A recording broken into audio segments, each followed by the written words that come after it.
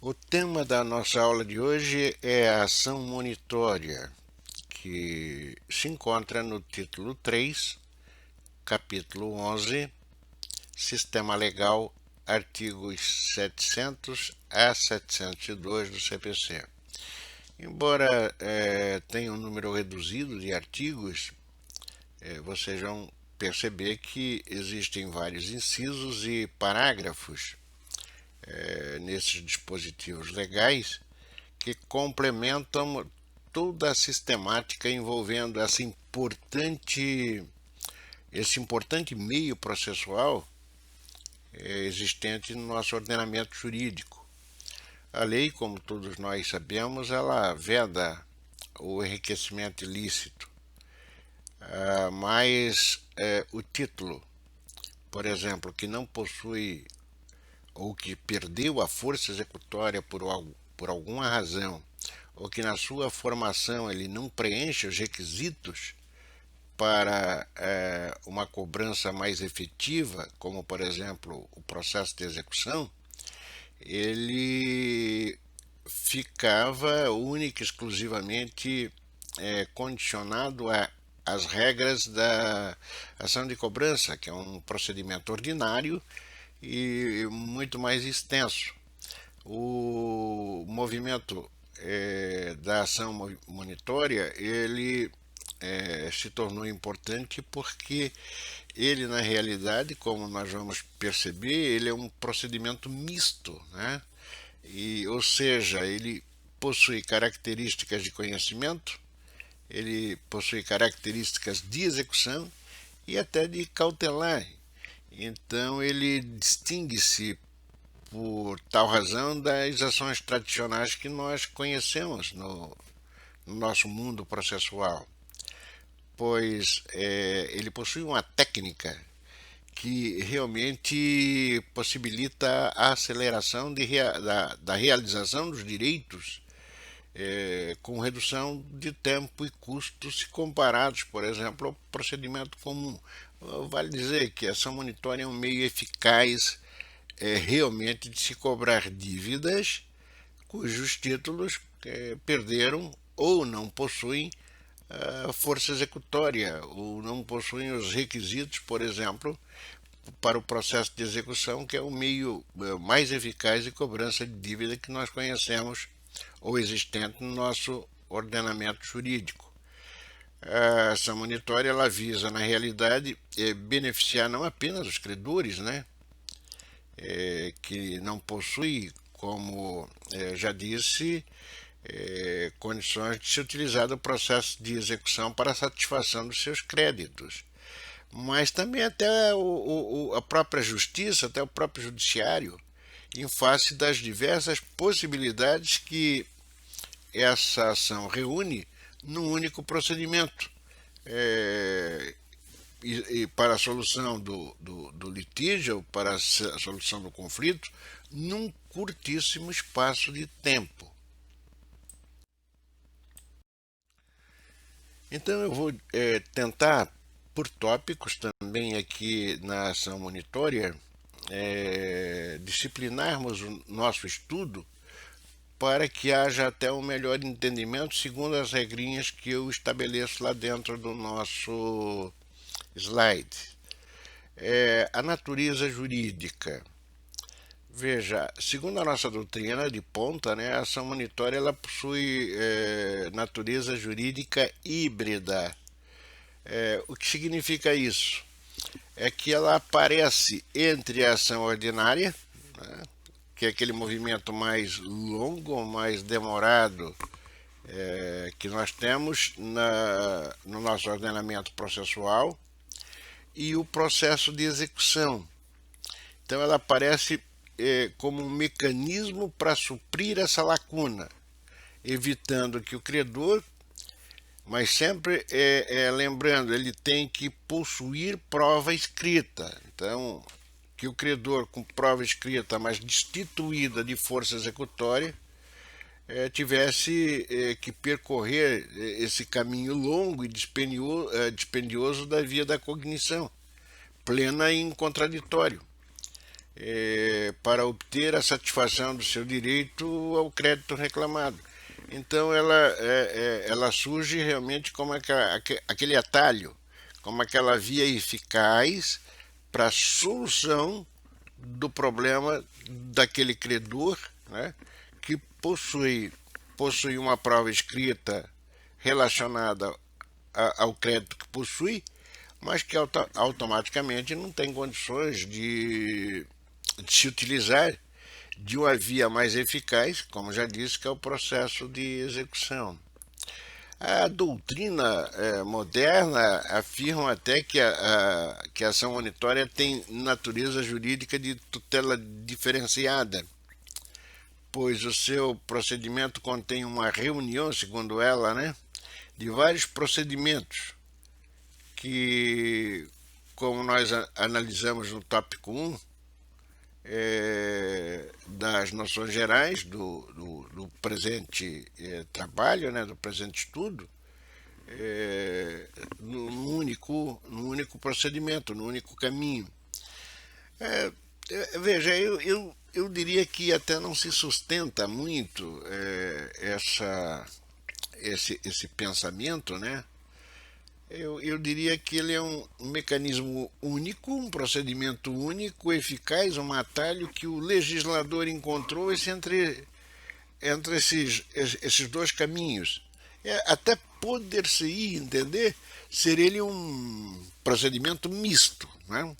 Porque ele contém uma hora o conhecimento e outra hora até o executivo, em razão das possibilidades que a figura jurídica que nós vamos estudar a seguir contém. Então vamos lá.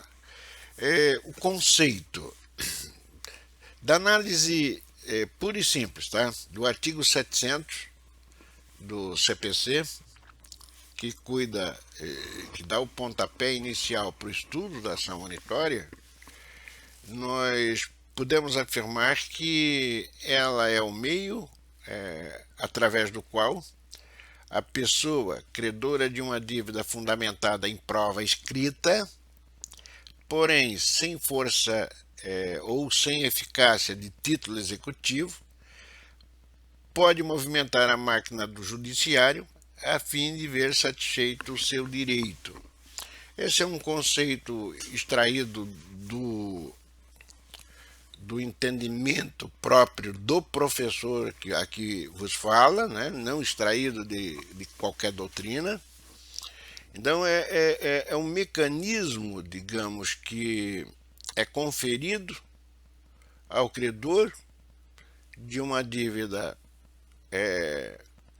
que possa ser caracterizada ou que esteja comprovada num documento, mas que sem eficácia executiva. E aí nós temos uma infinidade de títulos que eu poderia citar como exemplo para vocês. Um cheque prescrito, uma duplicata sem aceite, um contrato com assinatura apenas de uma das partes sem assinatura de testemunhas e outras situações que poderão, inclusive, para validar o ato, que nós vamos olhar mais à frente, poderão até ser objeto, para que não ocorra o perecimento do direito, ser objeto de uma produção antecipada de provas. Então nós teríamos a finalidade da ação monitória justamente cobrança de dívida fundamentada em prova escrita, sem eficácia de título executivo ou, em caso de não pagamento espontâneo, a formação de um título judicial. Eu estou dividindo aqui, trabalhando por tópico com vocês, até para um futuro exame da própria OAB, mecanismo de utilização na vida prática como futuros advogados ou juízes, que tenho certeza serão, e para que haja então um acompanhamento passo a passo dessa figura jurídica, que para mim é uma das mais importantes existentes no nosso ordenamento jurídico, em razão de ela se enquadrar no pensamento ou na finalidade da lei, que é justamente evitar que alguém possa ter o enriquecimento ilícito decorrente desses quadros e dessas situações que eu coloquei até aqui para vocês. O objeto da ação monitória está claro lá no artigo 700 também, já que é por nós mencionado.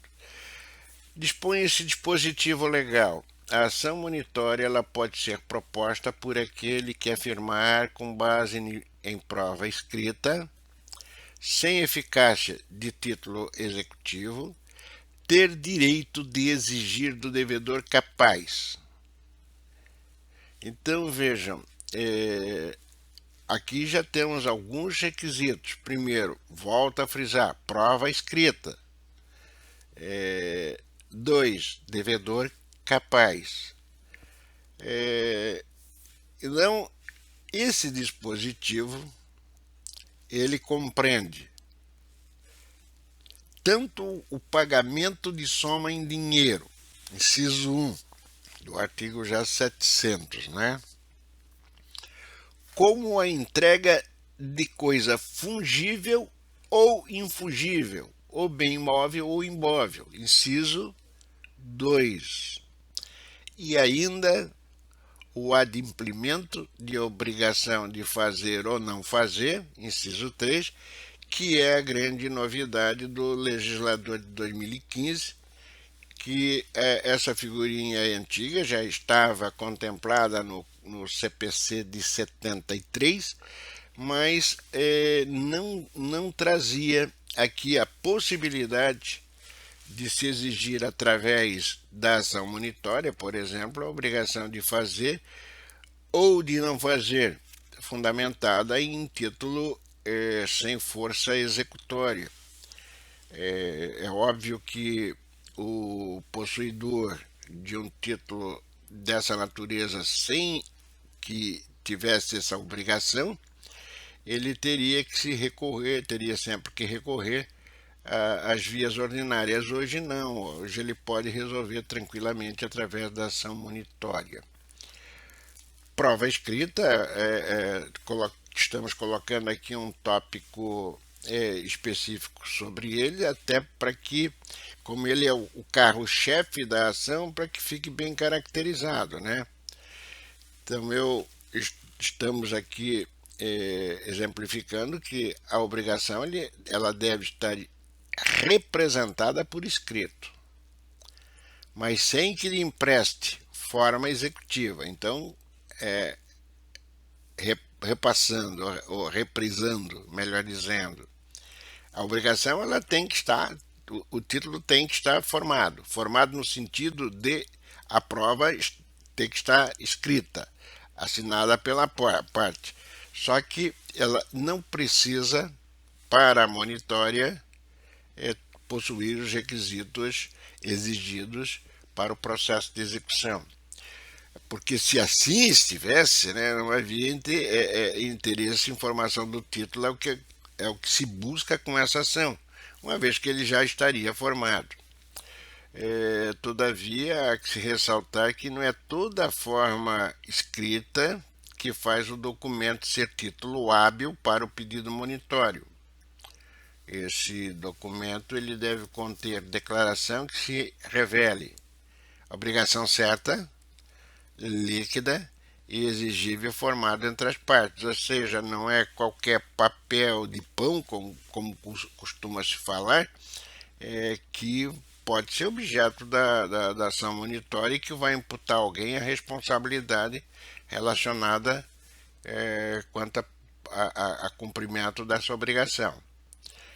A declaração emitida por terceiros, por exemplo, não caracteriza a certeza da dívida, tampouco que o sacado em uma duplicata, como por exemplo, ele tenha celebrado o contrato de compra e venda mercantil, que é a operação hábil para gerar esse título, tenha aceitado, não podendo automaticamente ser considerado devedor certo na obrigação.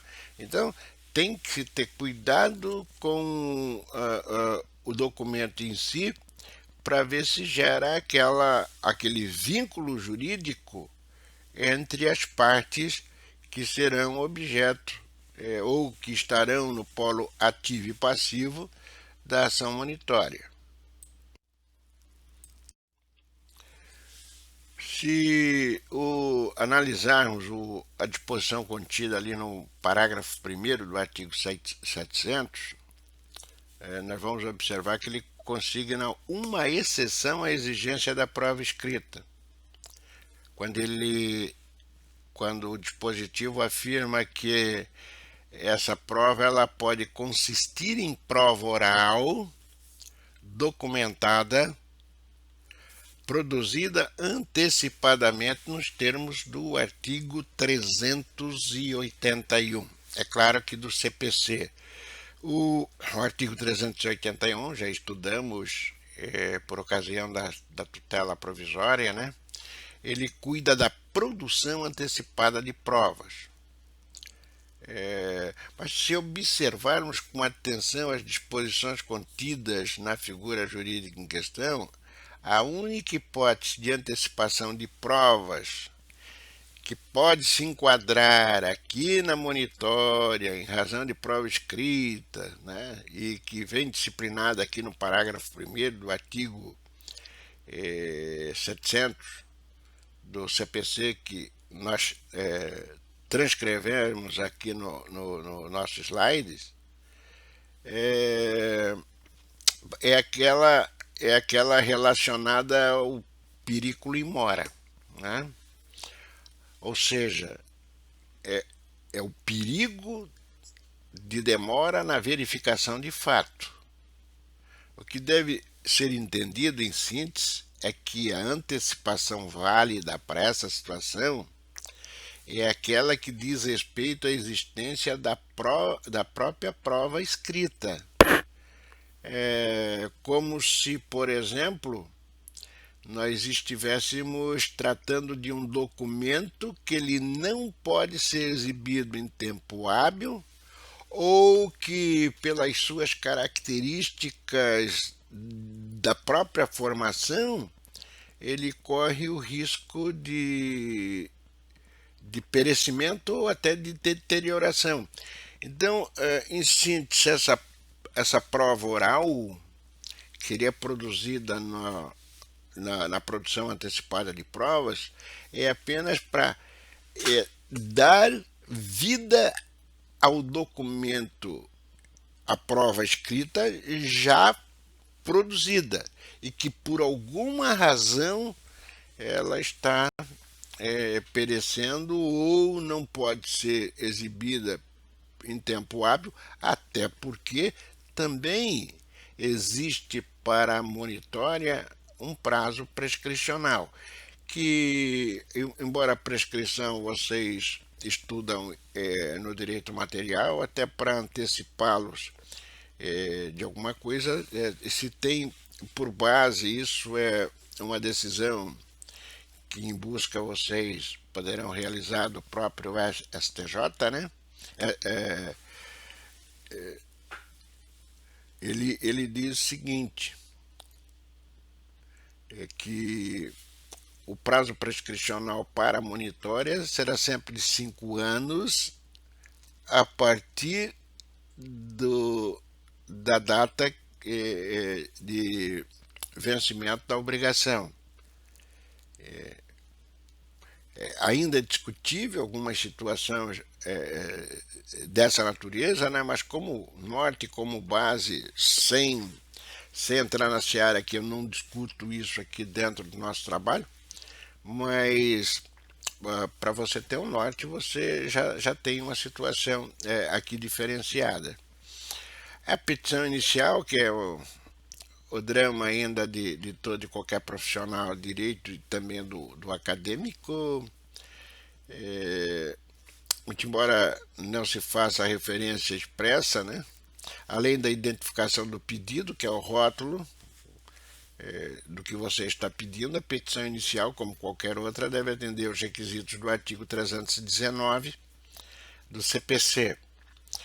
Mas o pedido monitório, por se tratar de um procedimento especial, a peça vestibular ela deve seguir rigorosamente as exigências contidas no parágrafo 2º do artigo 700 do mesmo ordenamento processual. Então vejamos, gente, na petição inicial incumbe ao autor explicitar, conforme o caso, é óbvio, né? Lá o parágrafo 700, artigo 700, parágrafo 2º do CPC, então diz no inciso 1, a importância devida, instruindo com a memória de cálculo. Então, quando o objeto da monitória pedir pagamento em dinheiro, o autor já deverá instruir o seu pedido, além da prova escrita, com a planilha demonstrativa de atualização da dívida. E aqui está a caracterização, por exemplo, de que realmente a lei veda o enriquecimento ilícito. Mesmo você não tendo como se utilizar do processo de execução, mas para cobrança as regrinhas são a mesma. Prova aqui escrita, planilha atualizando a dívida, e se houver o pagamento você vai recebê-la ou receber os valores decorrentes daquilo que você está pedindo com o valor atualizado do dia do pagamento. E isso é um dado muito importante. O inciso 2º, ele estabelece o valor atual da coisa reclamada. Se o objeto do pedido monitório for entrega de coisa, então, além da descrição pormenorizada, com precisão do bem, o valor dele atualizado se faz necessário no momento da interposição do pedido. Por que esse valor é importante?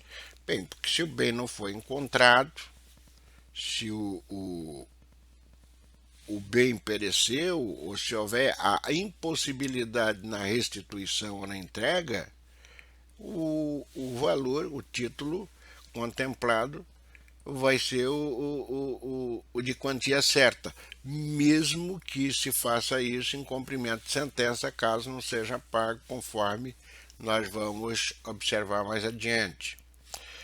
Terceiro, o conteúdo patrimonial em discussão ou o proveito econômico perseguido. Se for obrigação de fazer ou não fazer, tudo deve ser especificado com o conteúdo patrimonial ou proveito econômico que o autor pretende ter. Isso tudo se torna importante porque o valor da causa ele vai se espelhar nesse quadro e nessa situação. Então, o valor da causa, quando se tratar de pagamento, deve ser o da importância corrigida, é óbvio, acrescida de juros, no momento, conforme a planilha que vai instruir a petição inicial naquele momento, o momento do protocolo do pedido, ou da distribuição melhor da tua petição. E quando se tratar de coisa, o valor atual da mesma é que vai ser o valor da causa. Parágrafo 3º do artigo 700. O indeferimento da petição inicial ocorrerá se houver a incidência das hipóteses comuns previstas para todos os processos. Tá? Então, se tiver alguma irregularidade, aquelas regras lá do artigo 330, parágrafos e incisos do CPC, que já foi objeto de estudo também pela turma, assim como os requisitos específicos do pedido monitório. Artigo 700, parágrafo 2º, incisos 1 a 3. Então, qualquer irregularidade nesses decorrente desses dois dispositivos, que venha a ser detectado pelo magistrado logo após a interposição do teu pedido, a petição inicial será indeferida. Só que, embora a lei silencie sobre a hipótese de indeferimento da petição inicial, né? Estou falando aqui com relação à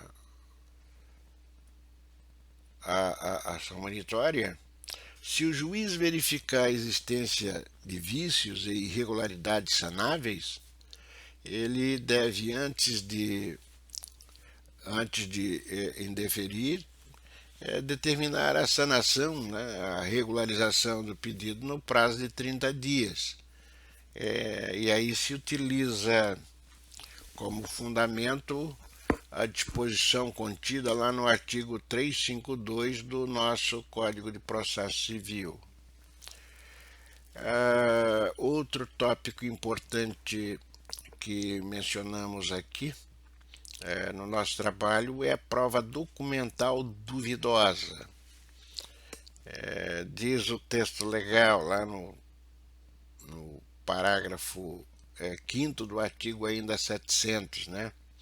Se a prova documental apresentada pelo autor for duvidosa quanto à idoneidade, ou seja, gente, se apresentar elementos que a primeira análise façam com que o juiz tenha como ser a ação monitória imprópria, né, para aquele ato, ele será permitido ao autor reverter o seu pedido para o procedimento comum.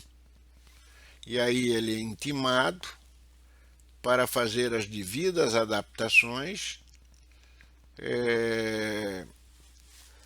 dentro do prazo que o juiz vier a consignar. Se ele, magistrado, não consignar nenhum prazo, fica prevalecendo que essas adaptações e alterações deverão ser realizadas no prazo supletivo de 5 dias. O despacho de deferimento também é muito importante dentro da ação monitória, porque, estando a petição devidamente instruída, o despacho de deferimento, que pelo menos de forma provisória deixe evidente o direito do autor, vejam, ele já importa em ordem de pagamento, de entrega da coisa, ou para cumprimento de obrigação de fazer ou não fazer, sempre com os respectivos acréscimos, dentre eles os honorários advocatícios, que deverão ser de 5% sobre o valor atribuído à causa. Regrinha que está lá no artigo 701, caput do CPC. Mas, se o provimento judicial que defere a inicial, então prestem bem atenção, esse provimento judicial que defere a inicial não tem efeito declaratório de direito, nem de qualquer condenação. Por que se diz isso? Não é sentença, nem decisão interlocutória, porque ele nada decide, ele só manda fazer, mas possibilitando que a parte contrária exerça, vamos ver já, o seu direito de defesa. O parágrafo 6º do artigo 700, ele traz apenas uma afirmação direta que cabe à ação monitória contra a fazenda pública. Não é fácil a caracterização de uma ação monitória contra a fazenda pública, mas também não é impossível, né? Nós sabemos que a ação monitória, que a Fazenda Pública também assina contratos, também assinam documentos com irregularidades, também assinam documentos que não possuem força executória, e se não houver solução, há possibilidade sim a atualização pelo contratante ou pelo credor da fazenda pública que não possa se utilizar do mecanismo do processo de execução contra ela, que o faça através da ação monitória prevista nesse capítulo. A citação na ação monitória ela admite que possa ser realizada por todos os meios permitidos para o processo comum.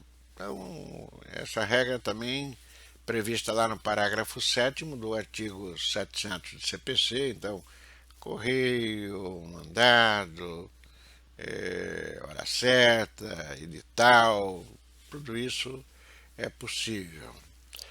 O prazo para cumprimento da obrigação ou oferecimento de defesa, e aí vocês vão entender porque lá aquela ordem inicial para pagamento ou cumprimento da obrigação não é nenhuma decisão interlocutória, tampouco uma sentença, porque também no mandado vai constar o prazo para que o réu, se não cumprir a obrigação, né, ele possa optar pelo oferecimento de defesa. Então, prazo para cumprimento da obrigação ou oferecimento de defesa, cuja regra encontra-se lá no artigo 701, caput, segunda parte do CPC, é o prazo de 15 dias. Né? Então, prazo de defesa ou de cumprimento da obrigação é único, 15 dias é o tempo que ele tem para solucionar o problema.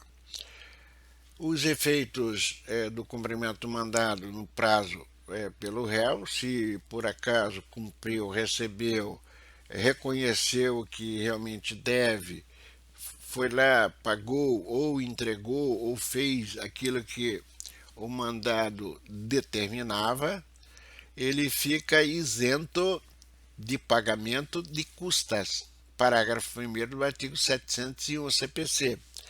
Mas continuará obrigado ao pagamento dos honorários advocatícios que serão fixados na ordem de 5% sobre o valor atribuído à causa. Outro tópico importante é a inércia do réu. Se o réu não pagar, não se defender, essa omissão, essa inércia dele fará com que o título seja constituído de pleno direito. E aí é título executivo judicial. O título judicial já fica caracterizado. Se ele cruzar os braços e não esboçar nenhum movimento, quer seja de pagamento, quer seja de cumprimento da obrigação, ou de interposição de defesa, não é obrigado, né? O título ele será formado de pleno direito, título judicial, conforme dispõe o parágrafo 2º do artigo 701 do próprio CPC. O meio de defesa que o réu tem, embargos, vejam, não é contestação, embargos à ação monitória. O termo é esse, embargos à ação monitória. E esses embargos serão interpostos nos próprios autos. Prazo ainda, ratifico, 15 dias, prazo em direito é fatal, sem que haja a necessidade de garantia do juízo. Artigo 702, caput CPC. Ficando a critério do juiz, se esses embargos forem parciais, determinar a sua autuação em apartado, parágrafo 7º do artigo 702 do CPC. O que significa isso, embargos parciais? O réu ele reconhece parte do pedido, paga parte do pedido, cumpre parte da obrigação, mas não reconhece ela no todo. E quanto à parte não reconhecida por ele, ele interpõe o embargo e aí sim, nesse caso, o juiz pode determinar, e geralmente o faz, porque parte do movimento processual ou parte do procedimento realizado pelo autor foi cumprido, ele faz o seguinte, sempre, nos casos que eu conheço, faz uma autuação desses embargos em apartado.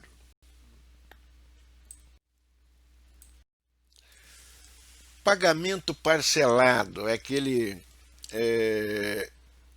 ele é possível também aqui, tá?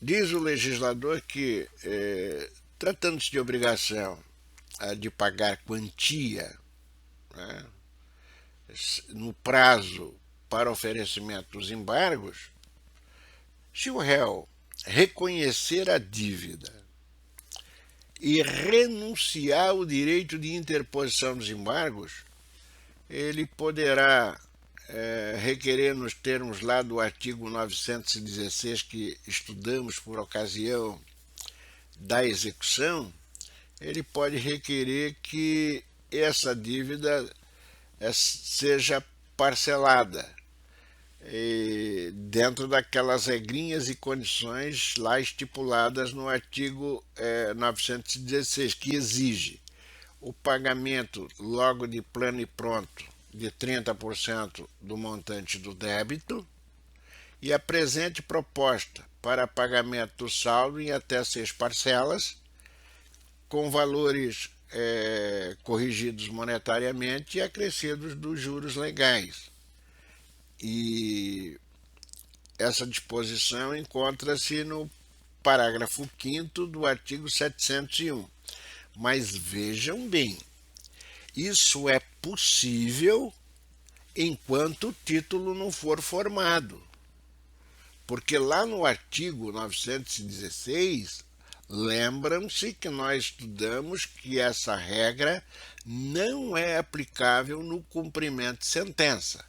Então, ou seja, o réu, para que possa se utilizar dos benefícios decorrentes desse artigo 916, ele deverá, antes da formação do título, fazer essa proposta. Então, ou seja, recebe a citação, já de plano e de pronto, ele faz essa proposta e demonstrando, instruindo essa proposta com a prova do recolhimento de 30% sobre o valor do débito. A análise e aprovação será feita conforme as regrinhas expostas lá no artigo 916, que já tivemos a oportunidade de estudar. Depois da formação do título, não há condições de aplicação das disposições contidas no artigo 916 do CPC. Os embargos que vierem a ser interpostos de má-fé estão sujeitos à aplicação de multa de 10% sobre o valor da causa, cujo valor será revertido em favor do autor da ação monitória. Também é uma disposição contida lá no parágrafo 11 ou 11º do artigo 702. A formação do título judicial completa-se com a improcedência dos embargos, ou lá pela inércia do réu na citação.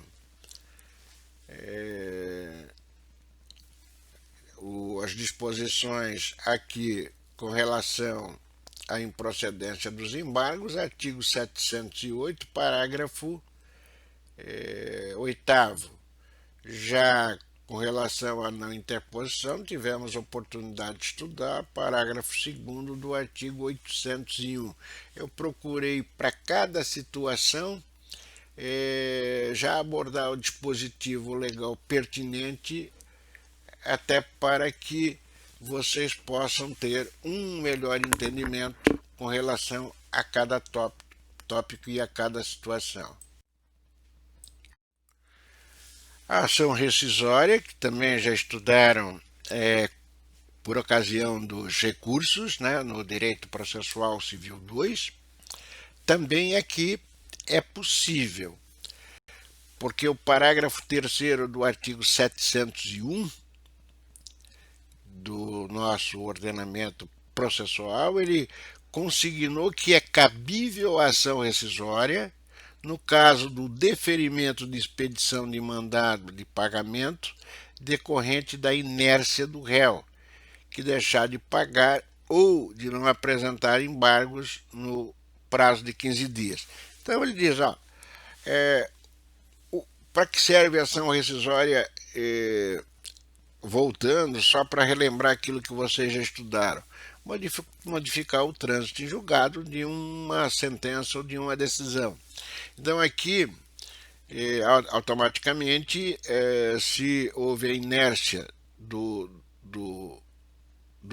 réu, né, o título já vai ser formado. Então, se ele tiver um fato novo, uma situação nova que possa modificar esse quadro e essa situação, aí ele só pode se valer da ação rescisória, caso tenha perdido todo e qualquer prazo para alguma situação. A reconvenção prevê também o artigo 702, parágrafo 6º do CPC, a possibilidade de reconvenção na ação monitória.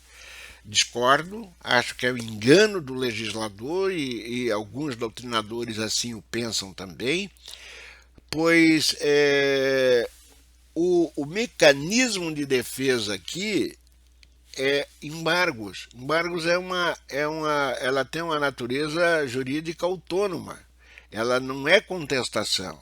A reconvenção caberia se houvesse se o meio de defesa fosse uma contestação, o que não é. É um engano do legislador. Veja, o não pagamento ou a não interposição dos embargos, eles levam de pleno direito à constituição do título executivo. Não há como reconvir. Então, fazendo o pedido relacionado com julgamento que não haverá.